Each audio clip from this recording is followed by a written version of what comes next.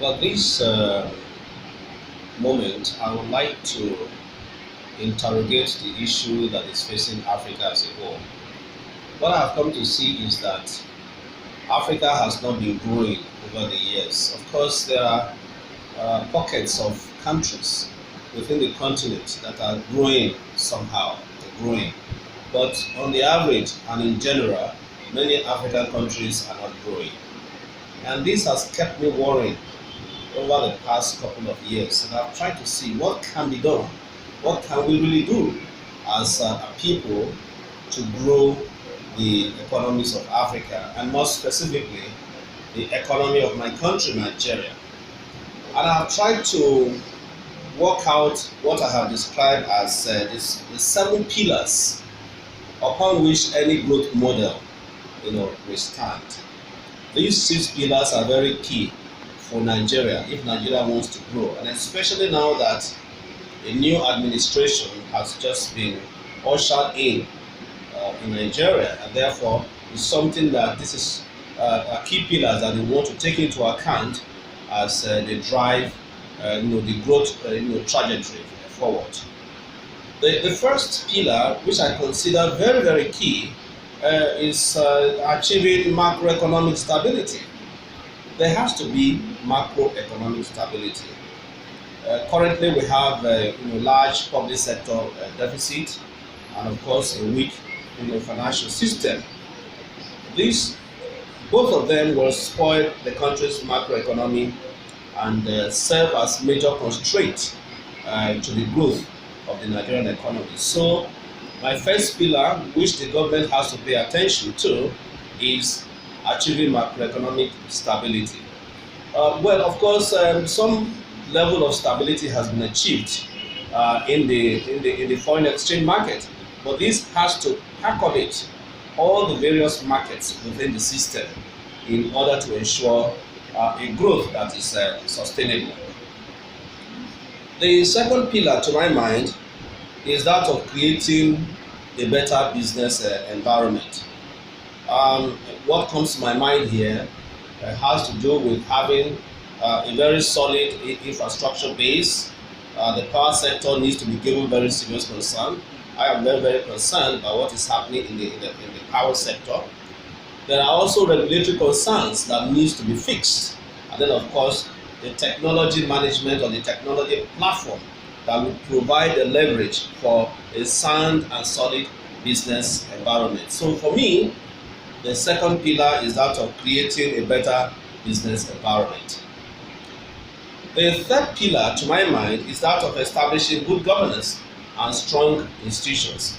I must say, and very sadly, and with very much pain, that we do not have strong institutions in this country. We have, on our own, destroyed institutions. But we find that in developed countries, strong institutions is what sustain the growth of those countries. So rather than weaken and destroy institutions, what we should be doing is to strengthen institutions.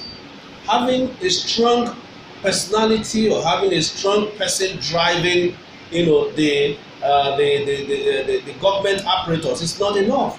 It is institutions. When our institutions are working very well, unhindered, then we will witness, very solid and sustainable growth. And I also try to tie that to good governance. I think the cost of governance in this country is rather too high. And most of us have been hearing that, well, government is going to reduce the cost of governance, that governance is bloated and so on. In fact, huge resources of part of our budget goes to on spending, on recurrent expenditures. That model is not sustainable. I repeat, that model of having a bloated governance architecture in a country is not sustainable. Nigeria will not grow with that kind of structure. So the third pillar, to my mind, is that we need to establish good governance and also strong institutions. The fourth pillar is that we need to institute social reforms to improve equity. I think the environment the way many of us see it is that it is not equitable. We need to prioritize the social reforms beyond distribution of some funds to people in markets. I'm sorry to say that. That is not social reform. That will not ensure equality and equity in our society. It is skewed. The other part is, what are we doing about the educational system? It is not by establishing more universities that it does not solve the problem. These universities that we have, what is the quality of people that are produced? Can they help the growth of this country? Unfortunately, the answer is no. What about our health institutions? Many still continue to say that our health institutions and hospitals are mere consulting clinics. It's unfortunate. What about housing? Can we continue to pay lip service to housing issues? What about access to land? The land use decree goes way back before I was born into this world. The land use decree, the land use act, sorry to say, land use act remains one that cannot help the growth of this economy. What about employment opportunities? Nigeria today can boast of about 30, 40% of unemployed youths. This is sad. Unemployment is killing this country, and many of our youths are resorting to things that will not help the growth of this country. So we need to craft a proper framework that will address this challenge if we want to create a hope, any hope for this country. What about the environment? Managing the environment. There are a lot of activities that are destroying our environment. If you go to the Niger Delta, for instance, we are destroying the environment.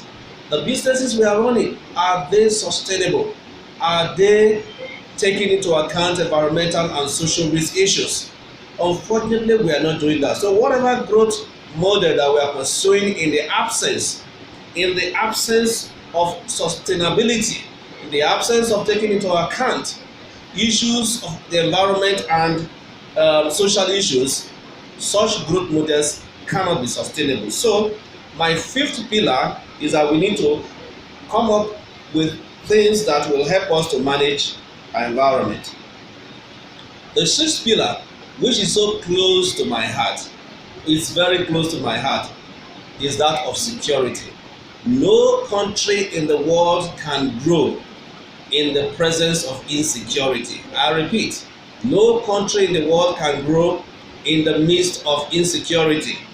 The level of insecurity in this country, my country, Nigeria, is becoming very alarming each day. Kidnapping has become pastime. Many people are kidnapped every day, and foreign investors are being scared away. How do we grow an economy in the midst of security? To me, this is even the most important pillar. It is. No country of the world can grow when there is no security. Therefore, this pillar, I think it must be the biggest pillar, if you ask me. And the final pillar is that of the fight against corruption. Fighting against corruption is good. Fighting is good. But there can be a better approach to it, if you ask me. Can we do more of prevention? Can we put in place systems that will even prevent this from happening? I think risk professionals should be able to speak about this. We can't keep on pursuing people from morning till night.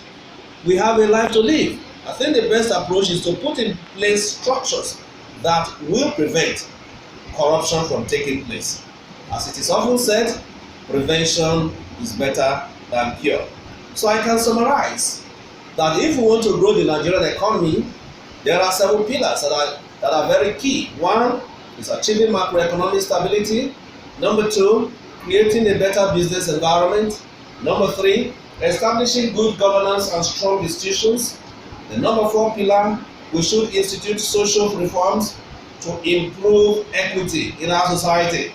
And then the fifth pillar is that of managing the environment in order to create a sustainable growth. The sixth pillar is that of ensuring and entrenching sound security system in our country. And finally, the last but not the least, is that of preventing corruption from happening, and then so that we can do less of fighting, because the energy we are using, the resources we are using to fight this corruption may eventually turn out to be even more expensive than what we are getting from the people that have corrupted themselves. So with these pillars, I believe that Nigeria will get there one day. Thank you very much.